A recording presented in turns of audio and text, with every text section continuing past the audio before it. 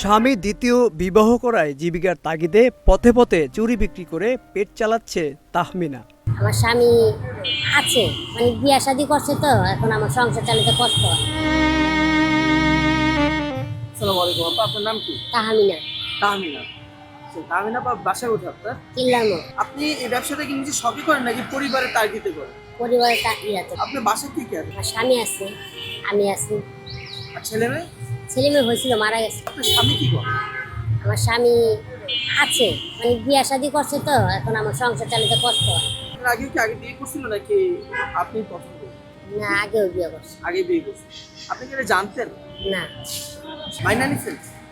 হ্যাঁ, মাইনা নিছি। তো আপনার স্বামী কি আপনার কাছে আসে? হ্যাঁ। আপনি সংসারে করেন? হ্যাঁ। একসাথে সবাই থাকেন? হ্যাঁ। তো আপনার স্বামী বর্তমানে ওরকম কিছু করে না? না করে, ওইও কাজ করে, মানে সংসারের জন্য একটা মানুষের তো কাজ দেওয়া হয় না, কথা বলতে। এখন মিলা দিলেই তো। উনি কি করে? উনি পলিথিনে কারখানায় কাজ করে। আর আপনি এই ব্যবসাটা কয়দিন যাবত করতেছেন? এই ব্যবসাটা এই 1 মাস ধরে। 1 মাস ধরে। আর ব্যবসা কেমন চলতেছে মনে করেন 1 মাসে কেমন দিন? এই হালকা পাতলা বাসায় বসে থাকুন, যে এখানে এসে করি। আপনি তো ব্যবসা করেন টাকা পাচ্ছেন সামনে, এবং এখানে অনেক শিক্ষিত মেয়ে আছে বা আপনিও আছেন, তার সাথে আপনি পার্থক্য কি দেখেন? পার্থক্য কি দেখি? কিন্তু পার্থক্য দেখি না। কোনো পার্থক্য দেখেন না? কিন্তু সমাজ তো তাই আপনাদেরকে পার্থক্য করে নিচ্ছে মনে হয় না? সমাজে নিলে কি করবো বল? এই সমাজ ব্যবস্থাটা আসলে কি করা উচিত আপনাদেরকে নিয়ে, বা আপনাদের কি ভাবা উচিত? এক সমান চোখে দেখা উচিত। সমাজ চোখে দেখা উচিত না সমাজে? আচ্ছা, কিন্তু এই দেখেন রাস্তাতে ধরেন এই পাশে দেখেন একটা শিক্ষিত মেয়েরা জিনিসপত্র বিক্রি করতেছে, পাশে আপনি বিক্রি করতেছেন, তাই না? তাদের সাথে মানুষ এক ব্যবহার করতেছে, আপনার সাথে আরেক রকম ব্যবহার করতেছে, আচার আচরণ। এটা আসলে এটা যার যার ইয়া শেষে দিব, ঠিক আছে? এখন আপনি যদি একটা ভালো কাজ করেন, আপনারটা আপনি দিবেন, আর আমি যদি একটা খারাপ কাজ করি, আমারটা আমি দিব। কথাটা বুঝছেন? যারা বুঝের মানুষ ওরা করে না, আর যারা অবুঝের মানুষ ওরা ধরেন মানুষের লগে এরকম ব্যবহারই করে। ওরাও পেটে দেয় আসছে, আমিও পেটে দেয় আসছি, এটাতে কোনো পার্থক্য তো দেখি না। দেখি আজকে ওদের হয়তো পড়ালেখা করে দেখা, এখন পড়ালেখা করে টাকার অভাব, টাকা নাইকা দেখে এখানে ব্যবসা করে, টাকা থাকলে তো এখানে ব্যবসা করতো না। আর আমরা ধরেন পেটের অভাবে এখানে আসছি। নারীদের লেখাপড়া নিয়ে আপনি কি বলতে চান? কিভাবে আগে যেতে পারেন? আমি চাই সবাই কিছু কিছু পড়ালেখা দরকার, কথা বুঝছেন? পুরা না হলেও কিছুটা দরকার, জানি সমাজে চলাফেরা খাইতে পারে। আপনি যদি পরবর্তীতে কোনো সন্তান হয় মেয়ে, তখন আপনি কি তাকে লেখাপড়া করাবেন? হ্যাঁ, অবশ্য। আমি মূর্খ দিয়ে কিছু আমার সন্তানকে কি মূর্খ বানাবো? আমিও ক্লাস 8 পর্যন্ত পড়ছি। ক্লাস 8 পর্যন্ত পড়েও আপনি পড়ছি, বা এখন ক্লাস 8 পর্যন্ত পড়েও আমার আবার মেডিকেলে চাকরি চুক্তি, আমি ওগুলি পারি না, আমার দিন লাগে, কথা বুঝছেন? তারপরে স্বামী ছোট থেকে অনেক কষ্ট করছি, ভাই নাইকা, ঠিক আছে? আমার আর 6টা বোন, ভাই ছিল না। বাপের সংসারে অনেক মানে পোলার মতো পরিশ্রম করছি। এখন আর মানুষের সব জিনিস একটা সময় থাকে। আমি কিন্তু সারা জীবন জোয়ান থাকবো না, বুড়াই কিন্তু, ঠিক আছে?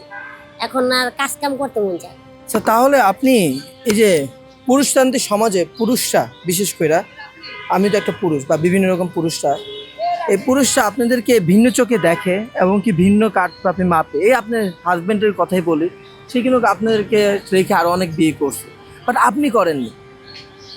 এই যে আপনি নারী হয়ে যে ত্যাগটা করলেন, এই নারীর ত্যাগটা আপনি নিয়ে একটু বলেন। আমি চাই, শুনেন, মানুষের সবার সমান তো, আর সবার কপাল তো আর সমান না, কথা বুঝেন? এক একজনের কিসমত ভালো থাকে, যাও একটা স্বামী ভালো না, আর একটা বিয়া বসি, ঠিক আছে?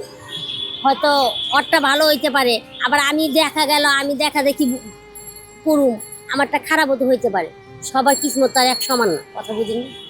এই সমাজে বা আমাদের দেশে এই নারীদের নিয়ে কি করা উচিত, বা আপনি কি মনে করেন? আপনি যদি একদিন আমি ক্ষমতা দিতাম, আপনি কি করতেন? আমি চাই সব নারীদের একটু পড়ালেখা, কাজ কাম, সুযোগ সুবিধা দেওক, ঠিক আছে? কিন্তু এটাই আমি চাই, কাজ কাম, তারপর ধরেন একটু পড়ালেখা, এগুলি একটু সরকারি যদি সুযোগ সুবিধা দিত তাহলে একটু ভালোই।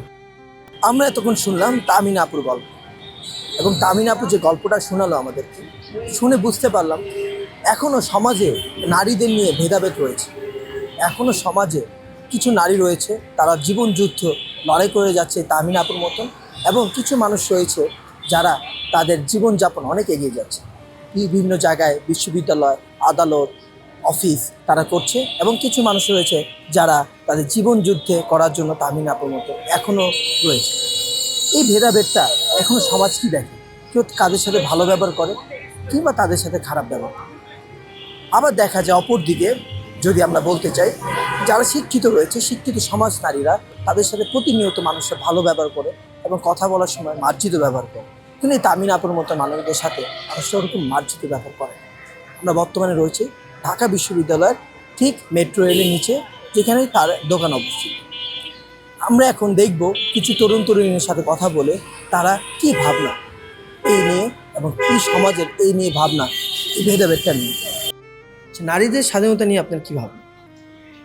নারীদের স্বাধীনতা দিয়ে যদি নিয়ে বলি, আমরা অনেক বছর যাবতই নারীদের স্বাধীনতা নিয়ে কাজ হচ্ছে অনেক আগে থেকেই, কিন্তু ওইটার প্রপার যেই ডেভেলপমেন্টটা ওইটা কিন্তু আমরা দেখতে পাচ্ছি না। যারা মফস্বল এলাকায় আছে বা গ্রাম এলাকায় আছে তাদেরকে অধিকারের ব্যাপারটা কিভাবে পরিবর্তন করতে পারে আপনি মনে করেন? এখানে আমি যদি বলতে চাই তাহলে তাদেরকে আরও সচেতন করা যেতে পারে।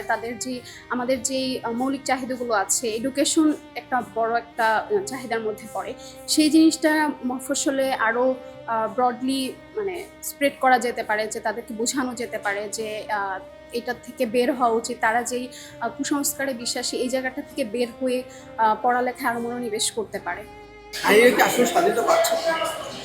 এখন বর্তমানের প্রেক্ষাপটে আমি বলবো না যে নারীরা স্বাধীন, কারণ এই যে 8 বছরের বাচ্চা থেকে একটা মানে বৃদ্ধ মহিলা পর্যন্ত দেশে এখন সেফ না। আপনি তো শহরে থাকেন, নর্থ সাউথ ইউনিভার্সিটিতে পড়েন। North south university, Dhaka university যারা ইউনিভার্সিটিগুলো আছে, তাছাড়াও গ্রামের কিছু মফস্বল এলাকা আছে যে নারীরা অধিকার আসলে পায় না। তাদের ব্যাপারে আপনি কি মেসেজ বা কি পরিবর্তন আনতে চান? আমি বলবো যে শুধুমাত্র সরকারের উপর সব কিছু ছেড়ে দেওয়া উচিত না, আমাদের এটা মাঠ পর্যায় থেকে কাজ করা শুরু করা উচিত।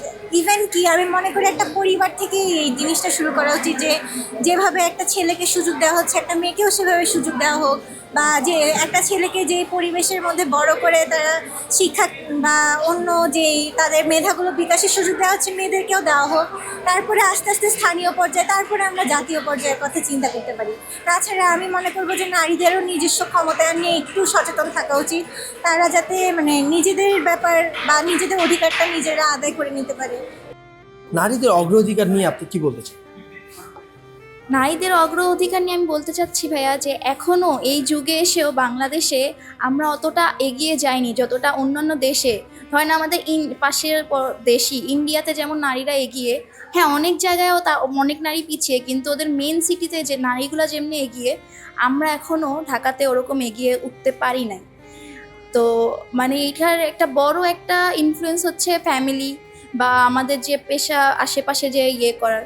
আমি যদি কোথাও গ্রামে যাই, ওখানে হচ্ছে একরকম টাইপ, তারপর হচ্ছে আমাদের যে এরিয়া ভিত্তিক নারীদেরকে ট্রিট করা হয়, আমার কাছে যেটা লাগে। যে আপনি গ্রামের ব্যাপারটা বললেন, আপনি তো শহরে একজন নর্থ সাউথ ইউনিভার্সিটির স্টুডেন্ট, বাট মাশাআল্লাহ অনেক প্রপারলি আছেন। বাট এই গ্রামে ব্যাপারটা অনেক ধর্মতান্ত্রিক ব্যাপারটা দেখে, যে ধর্মের ব্যাপারটা রেস্ট্রিকশন রাখে, বাট তার মাঝেও কিন্তু তাদেরকে অধিকারটা নষ্ট হয় না। আপনি কি মনে হয়? অধিকার এখন এটা হচ্ছে না চিন্তার উপর। এখন আমাদেরকে বড় করা হয়েছে হচ্ছে বড় বড় স্বপ্ন নিয়ে। ওদেরকে যদি স্বপ্নটাই ছোট বা ঘরের মধ্যে 4 দেয়ালে বা সংসার বা করা, এটাও আমাদের অধিকার, কিন্তু একটা থাকে না যে নিজের জন্য কিছু করা। এখনও অনেক মহিলা আছে বা মেয়ে আছে যারা বাসায় বসে ধর্ম নিয়ে অনেক বিজনেস করছে, কিন্তু ম্যাক্সিমাম ওরকম স্কুল বা কলেজ বিল্ড আপ হয় নাই যেখানে একটা মেয়ে ওরকম ড্রিম বিল্ড করবে, বা নিজের থেকে নিজের একটা সেলাইয়ের কাজ নিয়েই বিজনেস করলো, বা রান্না বা কোনো অনেক কিছুই তো আছে গ্রামে করার। এখনও ওই ইন্ডিপেন্ডেন্ট ওই অ্যাবিলিটিটা এখন একটা মেয়ের গ্রামের অত হয়নি যতটা একটা ছেলে হুট করে গরুর ফার্ম দিয়ে দিল। একটা মেয়ে চাইলেই কিন্তু গ্রামে পারবে না। আমাদের এখানে শহরে আমাদের বাবা মা আমাদেরকে অ্যালাউ করবে কি যে যাও, আচ্ছা ঠিক আছে তুমি ট্রাই করো, বাট গ্রামে এরকম ওপেনলি আমার যে কাজিনস ধরেন বা হচ্ছে আত্মীয় স্বজন, ওরা ওরকম পারমিশনটা পায় না যেরকম আমি পাই। আমরা পুরোটা সময় জুড়ে দেখলাম কিছু শিক্ষিত নারীর কথা, এই শিক্ষিত নারীরা তারা ছোট ছোট গ্রাম থেকে আসা যে নারীগুলো আছে, খেটে খাওয়ার নারীগুলো আছে, তাদেরকে কিভাবে মূল্যায়ন করে, আমি আপনি কিভাবে মূল্যায়ন করি?